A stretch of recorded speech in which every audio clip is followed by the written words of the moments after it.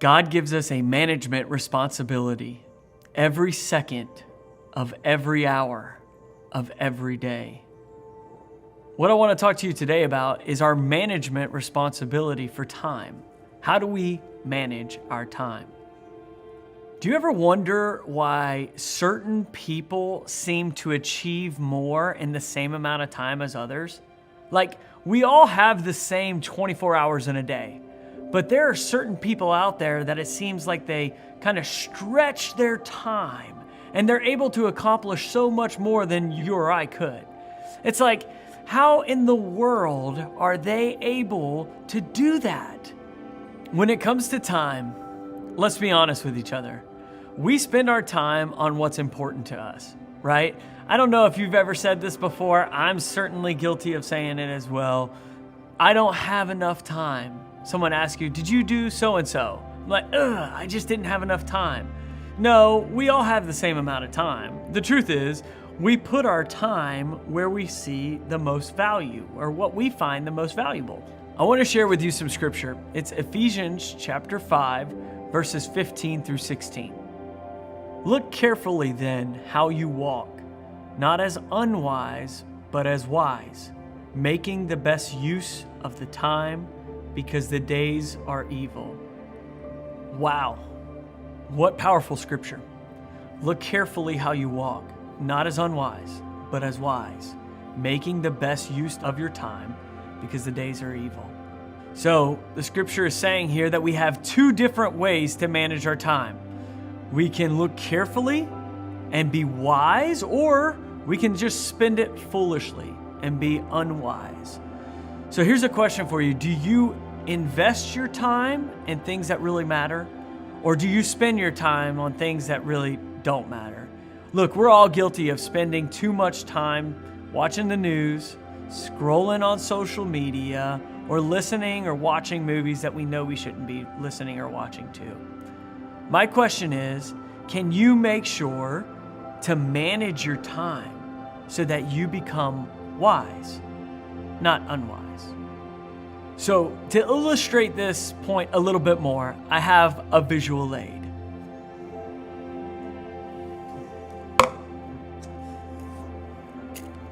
All right. In this is a whole bunch of rocks. Now, if I were to ask you to play the game where you guess the number of rocks in here, you would probably guess, I don't know, a few hundred.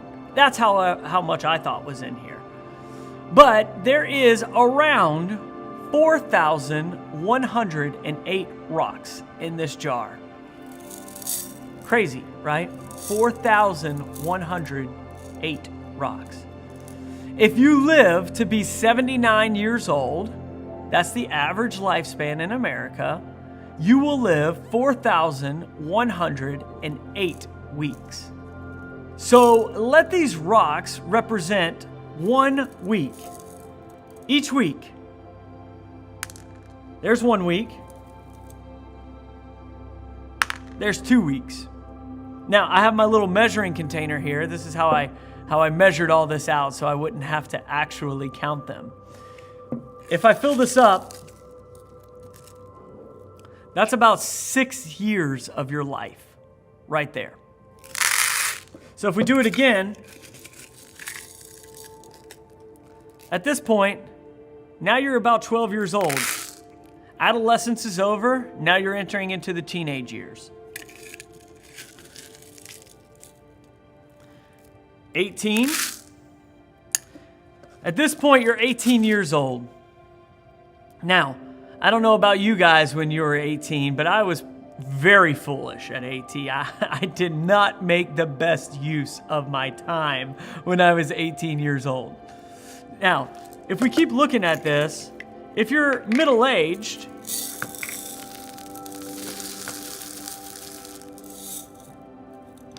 you're probably right around there.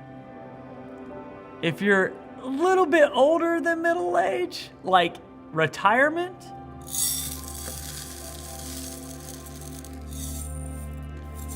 you're probably closer to there. I don't think we understand how little time we have left.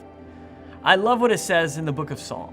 Psalm chapter 90, verse 12 says, "So teach us to number our days, that we may get a heart of wisdom." The reason that I'm using this illustration is because my goal is for each one of us to start to number our days.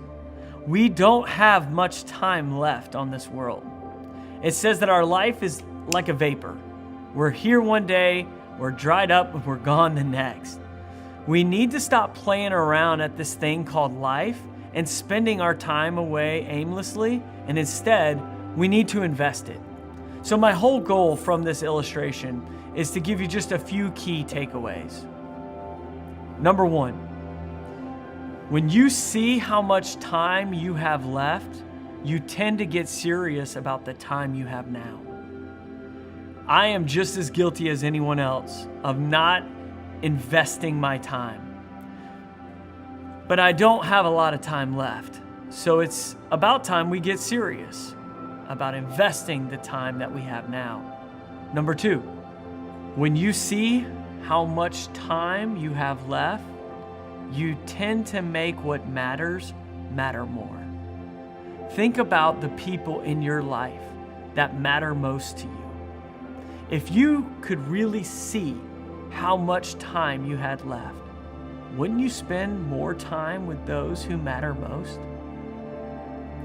Number three, when you see how much time you have left, you tend to invest more with a few. Look, it's all right. There's nothing wrong with having a lot of friends. All I'm saying is when you start to understand the limited time that you have here on this earth, you tend to invest more time with a few more people. And the reason why is because we want to spend the most part of our time with those who matter most to us. So, in closing, what I'll say, time is a commodity. It's one of the only things that once we spend it, we never give it back. It's not possible to take one of the rocks from here and put it back into here. We take this week of our lives and we just throw it away. We don't really even care about it. We take this week and we're like, because we take our time for granted, we just throw that one away too. And next thing you know, you have weeks and weeks and years of your life that you've wasted. My prayer for you and my prayer for all of us is that we learn to number our days. Look, the truth is we never know when we're going to see Jesus, right? For some of us, it could be 1 week left. We don't know when tragedy could strike. Let's not invest our time to build our kingdom or to puff up our glory, but let's do it to build His kingdom and His glory. And finally, I'll leave you with this. It's a quote from Pastor Tony Evans that I love. It says, "Each of us is responsible for taking the time, talent, and treasures that God has given us and using them for His kingdom purposes." Take care, you guys. God bless.